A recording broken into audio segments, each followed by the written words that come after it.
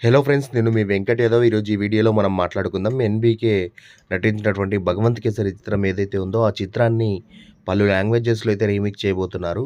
So, ముందుగా అయితే విజయ్ గారు ఆ చిత్రాన్ని చేయడానికి, రీమేక్ చేయడానికి చాలా ఇంట్రెస్ట్ చూస్తున్నట్టుగా తెలుస్తా ఉంది. తన చివరి సినిమాగా అది 'ఇళయ దళపతి 69' చిత్రంగా అయితే ఈ చిత్రం తెరకెక్కే అవకాశం అయితే ఉంది.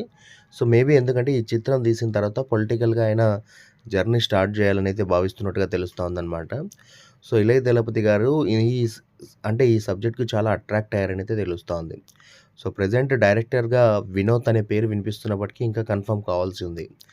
సో, మరి ఎందుకు అంటే ఉమెన్ ఎంపవర్‌మెంట్స్‌కి సంబంధించి ఇందులో చాలా బాగా చూయించారని, ఈ కాన్సెప్ట్ తీస్తే చాలా బాగా వర్క్ అవుతుంది. అండ్ తన అంటే పొలిటికల్‌గా కూడా తను స్టార్ట్ చేసే టైంలో ఒక మంచి మూవీ చేశామని ఒక ఫీల్ ఉంటుంది అనే విధంగా ఆయన భావిస్తున్నారట.